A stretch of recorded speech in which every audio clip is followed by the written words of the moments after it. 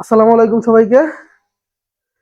SSC 27 এবং 28 ব্যাচের স্টুডেন্টরা কি অবস্থা তোমাদের? দেখো, আজকে আমরা ফিজিক্সের চতুর্থ অধ্যায়ের একটা গাণিতিক সমস্যা নিয়ে সলভ করব আমরা।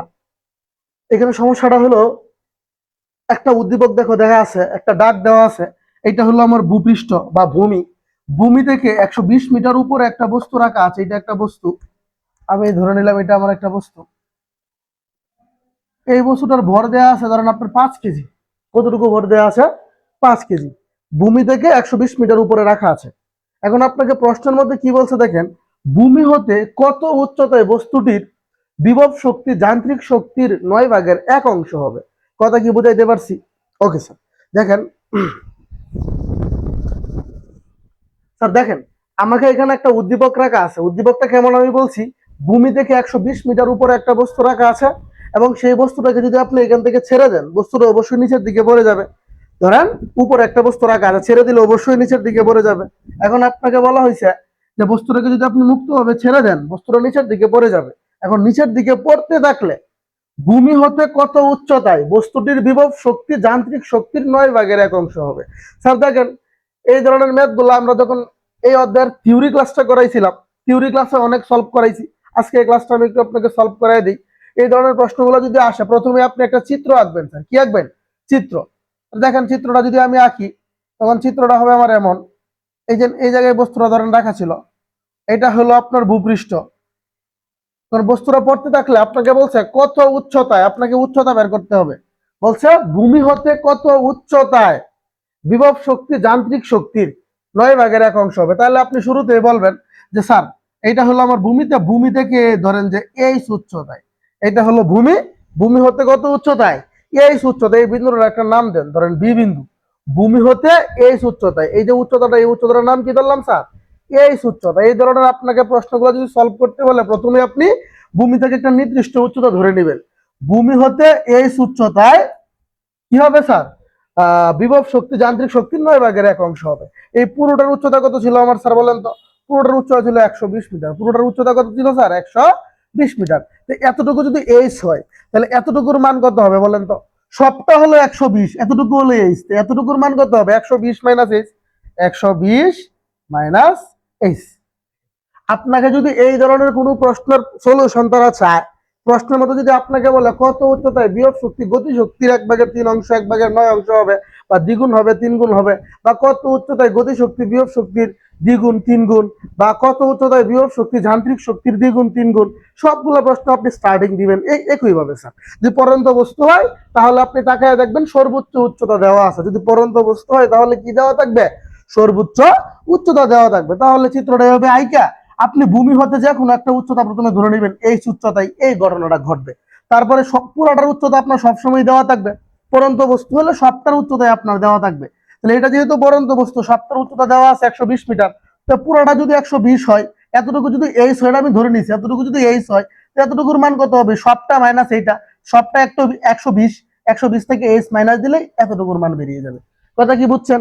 এখন দেখেন স্যার, শুরুতে আমি বলবো এই যে কাজটা করছি, আপনি বলবেন ধরি যে ভূমি হতে, কোথা হতে স্যার? ভূমি হতে। ধরি ভূমি হতে এই উচ্চতায়, কত উচ্চতায়? ভূমি হতে এই উচ্চতায়। কোন বিন্দুতে? বি বিন্দুতে। তাকে বুঝছেন? আমাকে বলছিল কত উচ্চতায়, আমি বলেছি ভূমি থেকে এই উচ্চতায়। এই বিন্দুটার মধ্যে স্যার বিভব শক্তি যান্ত্রিক শক্তির 9/1 হবে। লিখেন যে বিভব শক্তি যান্ত্রিক শক্তির 9/1 হবে। এখন ধরেন আপনাকে এখন বুঝতে হবে যান্ত্রিক শক্তি জিনিসটি আসলে কি। আমি গত ক্লাসে আপনাকে পড়াইছিলাম যে আমাদের থিওরি ক্লাসটা ছিল, এই থিওরি ক্লাস আমরা খুব সুন্দর করে পড়াইছি। যান্ত্রিক শক্তি যেই কথা, মোট শক্তি একই কথা। কোন বস্তুর যান্ত্রিক শক্তি যেই কথা, তার মোট শক্তি একই কথা। তাহলে আমরা যদি যেহেতু মোট শক্তি সূত্র কি জানি, গতি শক্তি প্লাস বিভব শক্তি, তার মানে আমি যান্ত্রিক শক্তি সমান সমান কি লিখতে পারবো বলেন তো? তাহলে আমি যান্ত্রিক শক্তি সমান সমান কি লিখতে পারবো? যান্ত্রিক শক্তি সমান সমান লিখতে পারবো গতি শক্তি প্লাস বিভব শক্তি। এইটা আমাকে মনে রাখতে হবে স্যার। কোন বস্তুর যান্ত্রিক শক্তি যেই কথা, মোট শক্তি একই কথা। কথা কি বুঝছেন? মোট শক্তি সমান সমান যেহেতু গতি শক্তি প্লাস বিভব শক্তি, তাহলে যান্ত্রিক শক্তি সমান সমান আমি কি লিখতে পারবো স্যার? গতি শক্তি প্লাস বিভব শক্তি। কথা বুঝাইতে পারছি? এখন আপনি দেখায় দেখেন, তার মানে আপনাকে যেহেতু এখানে জানতে বিভব শক্তি এবং যান্ত্রিক শক্তি বের করতে বলতে, যান্ত্রিক শক্তি হলো গতি শক্তি বিভব শক্তি আর হলো বিভব শক্তি, তাহলে এই উচ্চতায় আপনাকে একবার গতি শক্তি বের করতে হবে, একবার বিভব শক্তি বের করতে হবে। এখন আপনি এখানে লিখবেন, এখন দিয়ে লিখেন বিভব শক্তি লিখেন EP equal to mg h, পরে আবার আবার গতি শক্তি বের করেন E equal to half M V square. এখন আপনি দেখেন হাফ লিখলেন, এম লিখলেন, V square equal to U square plus 2gh। আর দেখেন এই অধ্যায়ের আমরা একটা থিওরির ক্লাস দিছি, মেবি আপনার এই 55 মিনিট বা 57 মিনিট, অ্যারাউন্ড 1 ঘন্টার কাছাকাছি একদম। এই অধ্যায়ের আপনার কাজ এবং শক্তি সংক্রান্ত একটা থিওরির ক্লাস দিছি। থিওরির ক্লাস বলতে ঠিক থিওরিও না, ওই জায়গাটাতে আপনাদেরকে আমরা পড়াইছি সাধারণত হইলো যে কাজ এবং শক্তি সংক্রান্ত যতগুলো ম্যাথমেটিক্যাল ট্রাম আসে, সবগুলো ম্যাথমেটিক্যাল ট্রাম কিভাবে সলভ করবেন ওই ক্লাসটা আমি করাইছি। আপনারা কেউ যদি এই ক্লাসটা বুঝতে একটু অসুবিধা হয়, ওই ক্লাসটা করে আসেন, অ্যারাউন্ড 1 ঘন্টার একটা ক্লাস, মনে হয় 57 মিনিট বা 58 মিনিট হবে। ওই ক্লাসটা করলে টোটালটা আপনার কনসেপ্ট ক্লিয়ার হয়ে যাবে। কথা কি বুঝাইতে পারতেছি? ওই ক্লাসটা আপনারা করে আসেন, ইনশাল্লাহ উপকার হবে। আচ্ছা, এখন দেখেন আমি আপনাদেরকে কি বলছি স্যার, আপনাদেরকে বলছি যদি উপর থেকে কোনো বস্তু পড়ে, অর্থাৎ পড়ন্ত বস্তু হয়, এবং আপনাকে এখানে যে কোনো কিছু বলতে পারে যে কত উচ্চতায় গতি শক্তি বিভব শক্তির দ্বিগুণ, বিভব শক্তির অর্ধেক, যান্ত্রিক শক্তির 3 গুণ, মানে যাই বলুক না কেন আপনি স্টার্টটা দিবেন এইভাবে। আপনার পড়ন্ত বস্তু থাকলে সর্বোচ্চ উচ্চতা দেওয়া থাকবে অবশ্যই, তাহলে আপনি ভূমি হতে যে কোনো উচ্চতাকে একটা ধরে নেবেন। আমি ধরলাম স্যার ভূমি হতে একটা এইচ উচ্চতা ধরে নিছি, এতটুকু যদি এইচ হয়, এই পুরোটার মান হলো 120, তাহলে এতটুকুর মান কত হইব স্যার? 120 minus H. যদি এই সবটার মান 200 হইতো, তাহলে এতটুকুর মান কত হলো? 200 মাইনাস এইচ। কথা কি বুঝছেন? তাহলে এই বিন্দুতে আপনাকে একবার বিভব শক্তি বের করতে হবে এবং একবার গতি শক্তি বের করতে হবে। তো বিভব শক্তি বের করার সময় আপনি প্রথমে মানে always E P equal two mgh রাখবেন, এখানে কোনো কিছুর মান বসানোর দরকার নেই, আমি একদম আপনাকে ক্লিয়ার বলে দিছি। ইপি ইকুয়াল টু mgh, এই টাইপের অঙ্কগুলো করার সময় ইপি ইকুয়াল টু mgh, বিভব শক্তিটা আপনি এই জায়গায় রাখবেন, কোথাও কারো মান টান বসানোর দরকার নেই। কথা কি বুঝছেন? এবং পরে আবার গতি, এই বিন্দুতে আবার গতি শক্তি বের করবেন E equal to half M V square, হাফের জায়গায় আমি হাফ রাখলাম, এম লিখলাম, বি স্কোয়ার ইকুয়াল টু আমি কি লিখতে পারি? ইউ স্কোয়ার প্লাস 2gh, এটা আমি লিখলাম।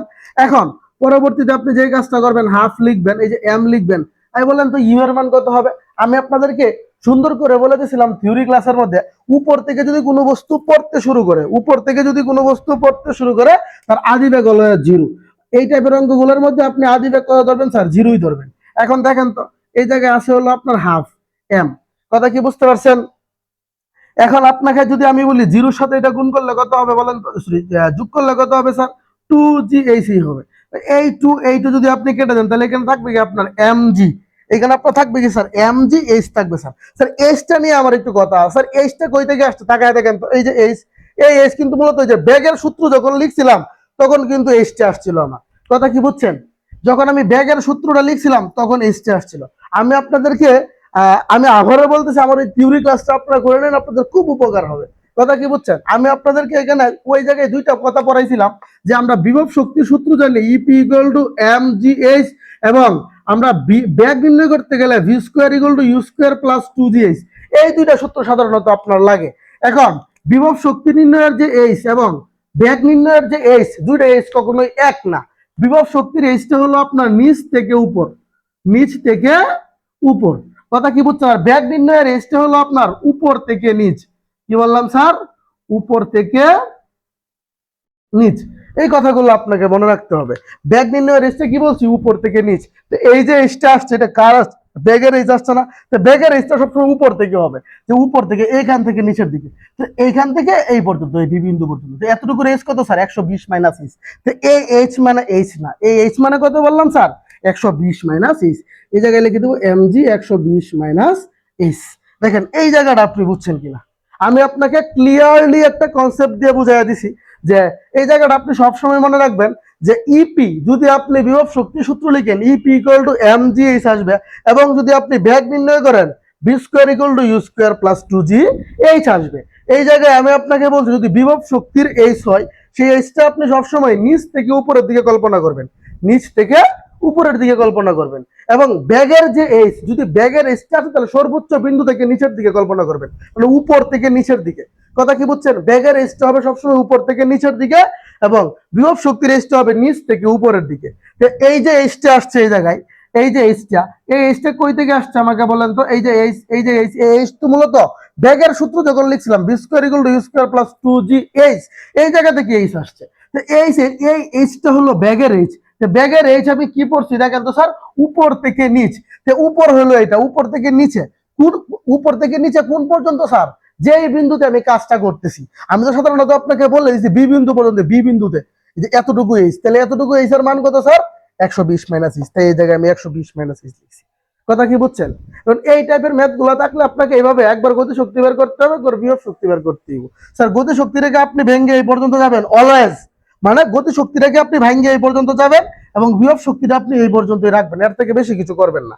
আচ্ছা, তারপর এটা থাকে দেখি, এখন আপনি প্রশ্ন মতে দিয়ে একটা লাইন লিখবেন, যে আপনি এখন লিখবেন যে প্রশ্ন মতে বা শর্ত মতে লিখেন। এইখানে যে শর্ত দিছে আপনি এই শর্ত লিখবেন। কি বলছে? বিভব শক্তি যান্ত্রিক শক্তির 1/9 এই যে আপনি লিখলেন যে বিভব শক্তি, এই যে আপনি লিখলেন বাংলাতে লিখেন আগে, এই শর্তটা কেউ ভুল করবেন না, অনেকেই ভুল করেন এই জায়গায়। এখানে বাংলা যেটা আছে আমি হুবহু এটা লিখবো যে বিভব শক্তি লিখছি কার স্যার? যান্ত্রিক শক্তির। এই যে লিখেন, এই যে আমি লিখলাম যান্ত্রিক শক্তির, এই যে বিভব শক্তি যান্ত্রিক শক্তির কতটুকু? 9/1। কথা কি বুঝছেন? মানে এই জায়গায় যেটা আছে আমি হুবহু এইটাই লিখছি। এই জায়গায় আপনাকে বলছিল বিভব শক্তি যান্ত্রিক শক্তির, আমি এখানে এইটাই লিখছি যে বিভব শক্তি যান্ত্রিক শক্তির 9/1। কথা বুঝছেন? এখন বিভব শক্তিকে কি দ্বারা প্রকাশ করে আপনি লিখেন, এই যে ইপি। যান্ত্রিক শক্তি মানে কি বলেন তো? যান্ত্রিক শক্তি মানে গতি শক্তি আর বিভব শক্তির সমষ্টি। যান্ত্রিক শক্তি আমি লিখতেছি স্যার, এই যে বিভব শক্তি আর গতি শক্তি দুইটার সমষ্টি। এই যে যান্ত্রিক শক্তি সমষ্টি এটা লিখলাম। কত গুণ স্যার? 9/1। কথা কি বুঝাইতে পারছি? এই হলো আপনার শর্তটা। আমি আপনাকে আবারও যদি একটু শুরু থেকে আসি, আপনাকে এই জায়গায় ভূমি হতে 120 মিটার উপরে একটা বস্তু রাখা ছিল 5 কেজি ভরের, বস্তুটাকে উপর থেকে ছেড়ে দিচ্ছে, নিচের দিকে পড়ে গেল। এখন আপনাকে বলতেছে উপর থেকে যে পড়তেছে, পড়ার সময় কোথায় বিভব শক্তি যান্ত্রিক শক্তির 9/1 হবে। আমি আপনাকে বলছি এই টাইপের অঙ্কগুলো করার জন্য আপনি সবার আগে চিত্রটা আঁকবেন।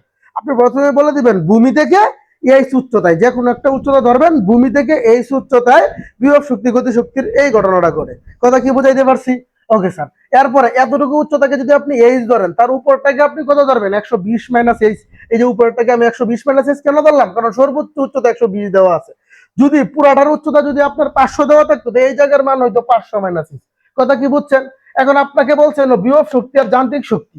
স্যার যান্ত্রিক শক্তি মানে হলো গতি শক্তি আর বিভব শক্তি। তাহলে এতটুকু জায়গার মধ্যে আমার তাকায় দেখেন তো, এই জায়গাটার মধ্যে আমার বিভব শক্তি এবং গতি শক্তি ছাড়া কি আরো কোনো কিছু আছে? নাই স্যার। তাহলে আমি সর্বপ্রথম এইখান থেকে একবার গতি শক্তি বের করব এবং একবার বিভব শক্তি বের করব। যদি সেটা পরন্ত বস্তু হয়, আমি আপনাকে সুন্দর করে বলছি, প্রথমে আপনি বিভব শক্তি বের করবেন এবং গতি শক্তি বের করবেন। বিভব শক্তি বের করবেন ইপি ইকুয়াল টু mgh। এটাকে কোনো ভাঙ্গা টাঙ্গা দরকার নাই, যত অঙ্ক হোক পরন্ত বস্তুর ক্ষেত্রে বিভব শক্তি আপনি এই জায়গায় রাখবেন এই টাইপের ম্যাথ গুলাতে। এবং গতি শক্তিটা আপনি equal to half M V square দিয়ে ভাঙবেন। ভাঙ্গার পরে আপনি এখানে অলওয়েজ আপনি ভি স্কোয়ার ভাঙবেন, ভাঙ্গে ইউ এর মান শূন্য বসাবেন। এটা দিয়ে কাটাকাটি করে এইচ, এখানে এইচ থাকবে না, এইচ এর মান থাকবে হলো উপরেরটা। কেন থাকবে আমি আগে বুঝাইছি আপনাকে। কথা কি বুঝাইতে পারছি? এরপরে আপনাকে বলছে যে শর্ত মধ্যে দিয়ে লাইন লিখবেন। শর্ত মধ্যে দিয়ে লাইন কোনটা লিখবেন? এখানে যেটা চাইছে যে বিভব শক্তি যান্ত্রিক শক্তি 9/1 হবে। এই যে লিখছি বিভব শক্তি, এই যে যান্ত্রিক শক্তি 9/1 হবে। এই জায়গায় কিন্তু অনেকেই লাইনটা ভুল করে, স্যার কোনটার সাথে মূলত গুণটা হবে এটা তারা বুঝে না। কিন্তু আমার বুঝার কোনো দরকার নাই, আমি না বুঝে অঙ্ক করে ফেলতে পারবো। আমার লাইনটা যেভাবে আছে আমি ঠিক সেভাবে লিখে দিব। এই যে বিভব শক্তি যান্ত্রিক শক্তির 9/1 হবে। বিভব শক্তিকে ইপি দ্বারা প্রকাশ করে আমি ইপি দিলাম, এবং যান্ত্রিক শক্তি মানে হলো বিভব শক্তি গতি শক্তির সমষ্টিতে। যান্ত্রিক শক্তি সমান সমান ইপি প্লাস ই কে বসাইলাম এবং এটা লিখলাম। এখন তো পুরাটা হবে ম্যাথমেটিক্যাল টার্ম, এখন আমি করে ফেলি। স্যার ইপির মান কত দেওয়া আছে আমার? Sir mgh। ইপির মান কত দেওয়া আছে? mgh। বলেন তো স্যার, এখানে আবার ইপির মান বসাই দিব mgh। এই যে প্লাস দিলাম, ই এর মান কত আছে স্যার? এই সবটা হলো ই এর মান mg ইনটু 120 মাইনাস এইচ। যে আপনি লিখেন যে mg ইন্টু 120 মাইনাসের এইচ। কথা কি বুঝছেন? এই হলো ঘটনা। এখন আপনার এই সবটার সাথে গুণ আছে কত স্যার? 9/1। দেখেন এই জায়গাটাতে আমি কি করলাম স্যার, এই যে ইপির মান বসাইলাম mgh, তাই স্যার? ওকে স্যার, এই যে ইপির মান বসাইলাম mgh। ঠিক আছে, খুব ভালো করে বুঝেন জায়গাটা, যেন আপনি হিজিবিজি না লাগে। এই জায়গায় লাইনটা থেকে অনেক হিজিবিজি মনে হচ্ছে, কিন্তু এখানে আসলে কোনো কিছুই নেই। কথা কি বুঝছেন? এই যে ইপির মান বসাইলাম mgh, যে প্লাসের জায়গায় প্লাস দিলাম ইকে। এই যে ইকের মান আমি যেটা আনছিলাম, এই যে ইকের মান যেটা আনছিলাম এটা হুবহু এনে বসাইছি mg ইনটু 120 মাইনাস এইচ। কথা কি বুঝছেন? সবটার সাথে কত গুণ ছিল? 9/1, 1/9। এই যে আমি এখানে গুণ দিছি 1/9। কথা কি বুঝছেন? এখন আমি যে কাজটা করব, এখানে কাটাকাটি কোনো কিছু করা যাবে না, সবার আগে আমাকে যে কাজটা করতে হবে, স্যার এতটুকু জায়গা দেখেন, এই যে এই একটা রাশি, এই একটা রাশি, মানে এটা একটা অংশ, এটা একটা অংশ, দুই অংশ থেকে আমি কিছু কমন নিব স্যার। এখান থেকে কি কমন যায় স্যার? এমজি কমন যায়। আমি যদি এমজি কমন নেওয়া নেই, কমন নেওয়া মানে ভাগ করা, এইটাকে এমজি দ্বারা ভাগ করলে এমজি এমজি কাটা থাকবে হলো আপনার এইচ, এই যে প্লাস আছে। এখন এইটাকে যদি করি এমজি এমজি কাটা থাকবে হলো 120 মাইনাস এইচ ইন্টু 1/9। এখন দেখেন স্যার, এখন এই পক্ষে আপনার এমজি আছে, এই পক্ষে এমজি আছে, উভয় পক্ষ থেকে এমজি এমজি আমি আউট করে দিলাম। তাহলে এইচ ইকুয়াল টু আপনার ঘটনা কি হবে? 120, এটা প্লাসের এইচ আর মাইনাসের এইচ যদি আমি কেটে দিই, তাহলে এই জায়গায় শুধু থাকবে হলো আপনার 120, তাহলে ইন্টু এই জায়গায় হবে 1/9। দেখেন তো স্যার, এখন তার মানে ঘটনাটা কি এমন দাঁড়াইছে না? 120 ডিভাইডেড বাই 9, এইটা দিয়ে যা আসবে সলিউশন তাই হলো অ্যান্সার। আমি যদি একটু ক্যালকুলেশন ইউজ করি, দেখেন কই ক্যালকুলেটর কোথায় আমার? 120 ভাগ কত? 9, 13.33 আসলো। 13.33 একক হবে অবশ্যই মিটার, কেননা আমি উচ্চতা বের করছি। দেখেন স্যার, এখন এই টাইপের যে ম্যাথ গুলো আছে আমরা সাধারণত সব সময় একই ভাবে সলভ করি। কথা কি বুঝতেছেন? আপনাকে যেভাবে দেওয়া থাকুক আপনি এভাবে ভালো করে লিখে সলভ করে দিবেন ইনশাল্লাহ। আমরা আপাতত চতুর্থ অধ্যায় পড়তেছি। কথা কি বুঝছেন? আমরা চতুর্থ অধ্যায়ের একটা থিওরি ক্লাস দিয়েছি, এখন আরেকটা থিওরি ক্লাস আমরা দিব। ওই থিওরি ক্লাসটা আপনারা দুইটা থিওরি ক্লাস খুব ভালো করে নেবেন। থিওরি বলতে এই জায়গায় সূত্রগুলা কোথায় কিভাবে ব্যবহার করবো এবং গাণিতিক অংশগুলোতে কিভাবে সূত্রগুলো ব্যবহার করা হয়, ওইটার উপরে ভিত্তি করে আমরা থিওরি ক্লাসগুলো দিতেছি এবং আমরা সৃজনশীল সলভিং করতেছি। যদি কোনো সৃজনশীল প্রশ্নে আপনাদের কোনো বিন্দু পরিমাণ প্রবলেম থাকে তাহলে আমাদেরকে কমেন্ট সেকশনে জানান, আমরা আপনাদের কমেন্টস অনুযায়ী আমরা ভিডিও বানায় দেওয়ার জন্য চেষ্টা করবো ইনশাল্লাহ। সবাই ভালো থাকেন, সুস্থ থাকেন। আজকের ভিডিও এই পর্যন্তই। ধন্যবাদ সবাইকে।